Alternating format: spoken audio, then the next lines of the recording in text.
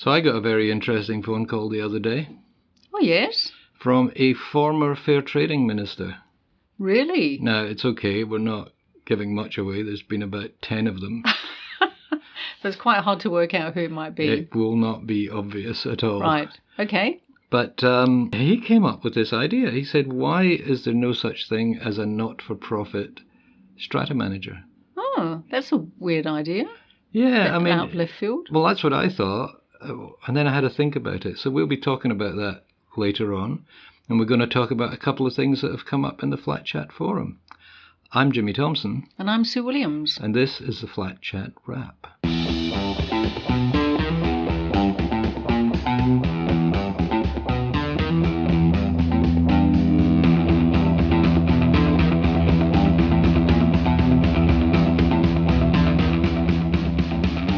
So, a not-for-profit or a social profit strata management firm. Now, well, how would that work? Well, you look at the Redfern Legal Centre, okay, where you've got qualified lawyers giving people free, I think it's free or very low-cost legal advice. They get government funds, they get donations, they get pro bono service from legal companies, that allow their people to work for them.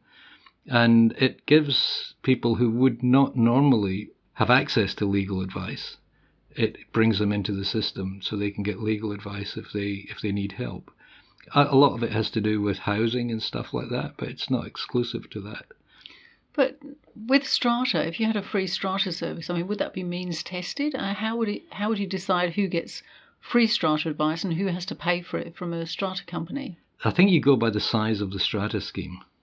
Now, 50% of the apartment blocks in Australia don't have strata managers. And one of the reasons for that is that basically the average charge for strata manager is about $280 per unit per year, $280 per unit per year.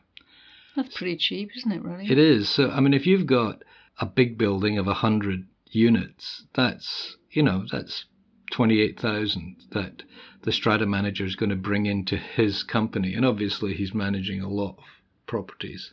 You're questioning my arithmetic. Is it 2,800?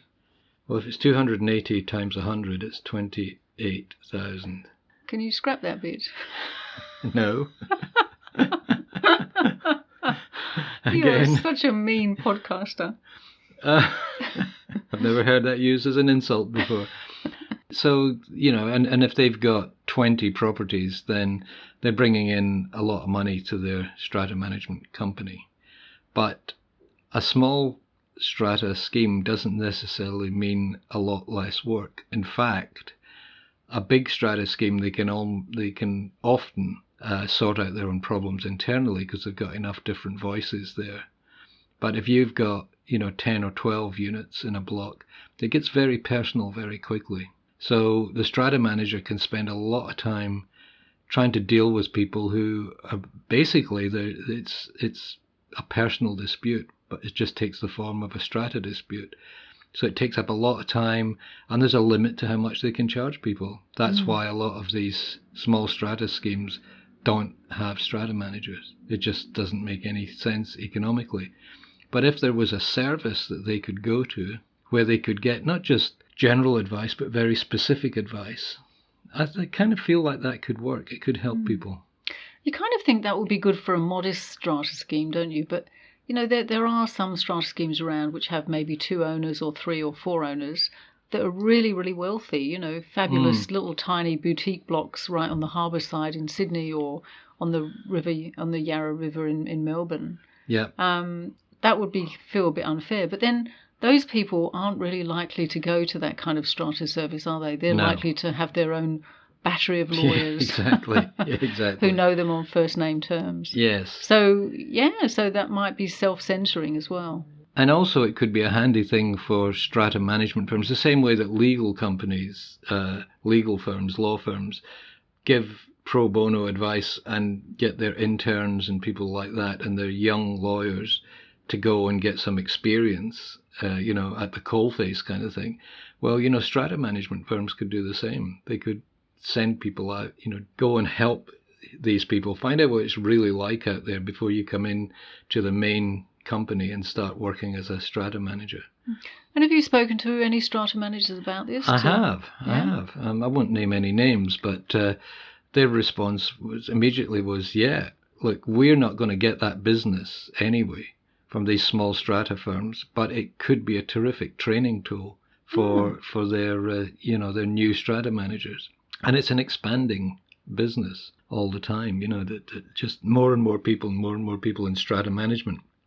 And I think one response could be, well, isn't that what fair trading in New South Wales and VCAT, or what was it, the Consumer Affairs Victoria, CAV, isn't that a service that they provide? But they will not advocate for you.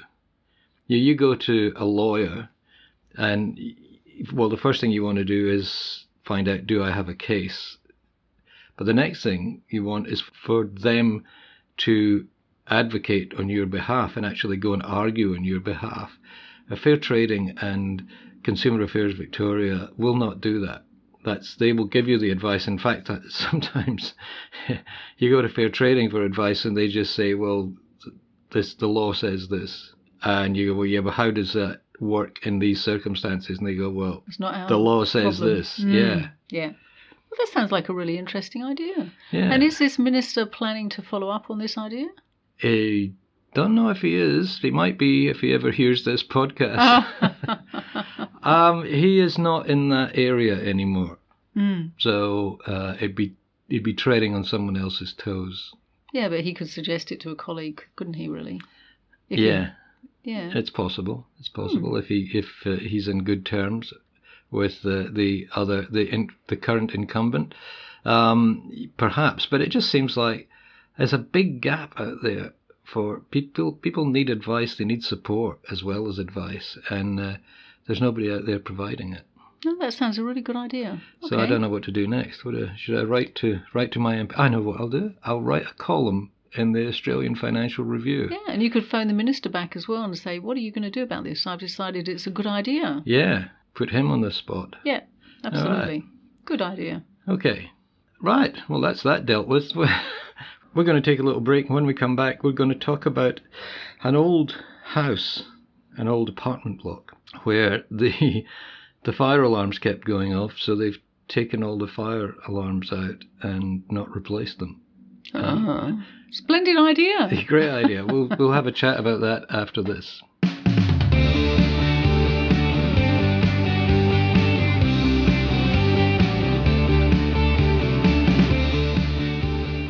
And we're back.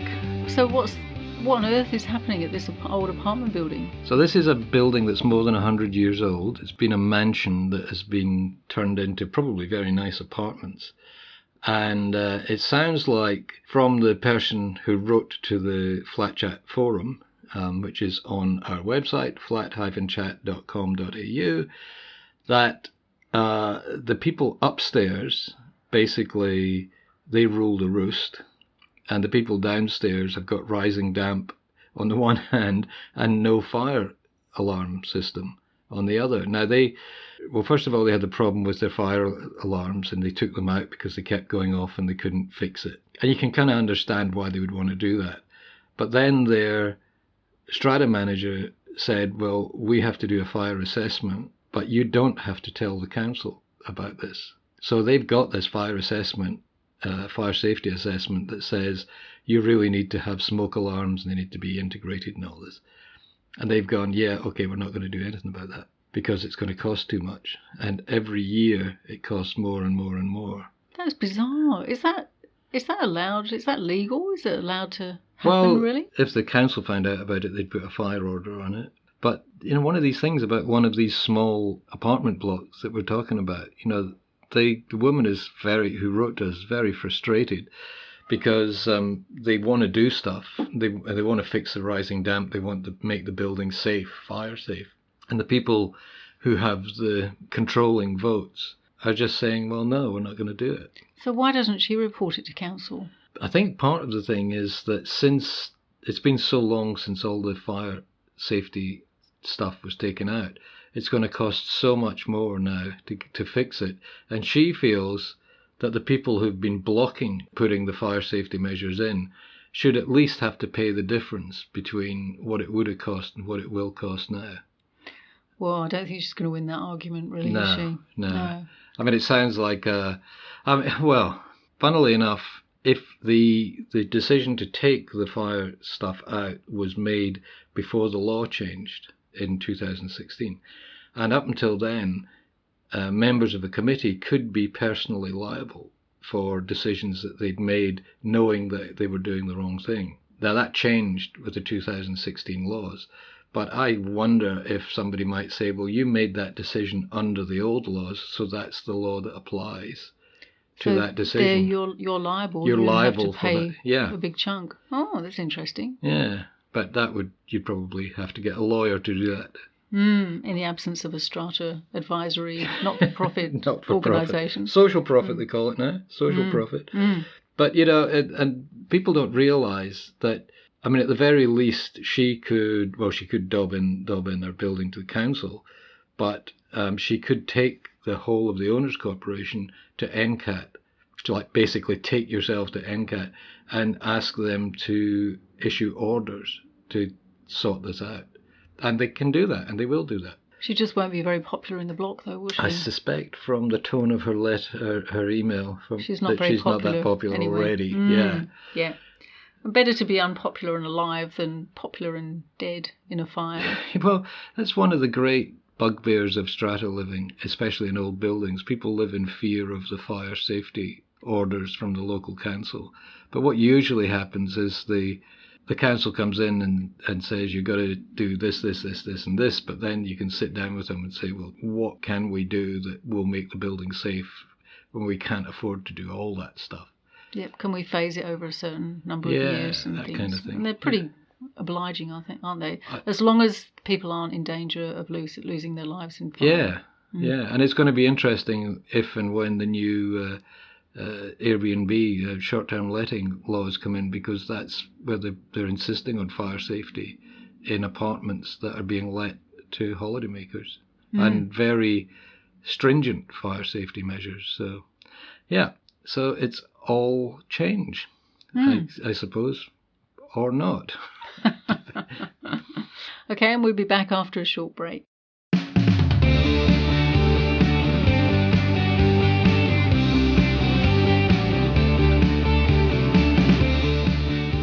So, Jimmy, what else have you had this week? Oh, I had a real flurry of posts on the forum, but there was one that particularly intrigued me. Somebody lucky for him, he owns a whole building and rents out the units to tenants, which is fair enough. But he came into the building the other day and found that one of the tenants has removed the door lock and replaced it with an electronic keypad. To the whole building, or just to his apartment. And he has contacted the guy and said, well, for a start, this is not fire safe because it doesn't have a handle on it. So, you or I in our apartment, we can get out the front door just by turning the handle. Even though the door's locked, the handle still works. This has no handle. So in the event of a fire, somebody would be trying to remember a PIN number. Goodness. To get out of the apartment. Sure. Technically speaking, the landlord is breaching fire orders again by having a door that doesn't have a fire-safe lock on it. So he's gone out and bought a lock with a handle to replace, and the tenant isn't talking to him, won't even return his phone calls. Gosh, people are strange, aren't they? They are. And you think this person's maybe paranoid that the landlord's going to come round and go in when they're not there, or maybe they've got something nefarious going on in the apartment. But I looked up the residential tenancy laws. You shouldn't change the lock without the landlord's permission, is one of them. But if you have to do it, you must give them keys. Got to give them keys so that they can access the apartment. So this tenant has got himself really in a very bad position, because he or she has not only have they damaged the door frame, or at least dug another hole in it and put in a lock that the didn't ask for permission to change the locks, they haven't provided access. If that lock was fire safe, they would still have to give the landlord the PIN number so they can use it. So they're in danger of getting evicted. That's grounds for eviction. You've broken the terms of your lease. Wow. And has there been a kind of past enmity between them and the landlord? I don't know. It doesn't seem that. I think this is a fairly new tenant that's just moved in and decided to give himself super security. But it's funny. People just don't realise. They think even when they're renting a place, they can just do what they want. And I'm sure once this person gets a note from the landlord saying, if you don't give me access to fix the lock, I'm going to have to evict you, that might get their attention. Yeah. So it's a fairly short Flat Chat wrap this week because you're heading off. Yes, I'm researching apartments in India this time. Really? No. I heard you were researching really nice hotels in India. I'm just going to be in India for a couple of weeks, so then I'll be back. And I'll have a look along the way look at some of the tenement blocks in Mumbai and in Delhi.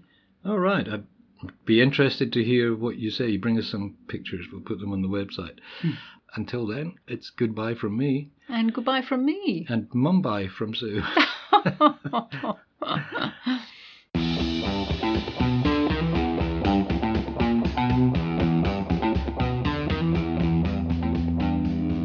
If you enjoy these podcasts, and would you still be listening if you didn't, you can subscribe free of charge on iTunes, Spotify, Stitcher, and lots of other podcast platforms. As I said, it's free of charge, and that means the podcast will be delivered directly to your phone, laptop, or computer as soon as it's published. You'll find links at the end of the show notes, that's the related story, on the Flat Chat website. And the website is where you go to find the stories we've been discussing today, as well as about 10 years of archives and, of course, your questions and answers on the Flat Chat forum. Just log in to flat-chat.com.au to ask a question or, even better, answer someone else's. Okay, thanks for listening. Talk to you again soon.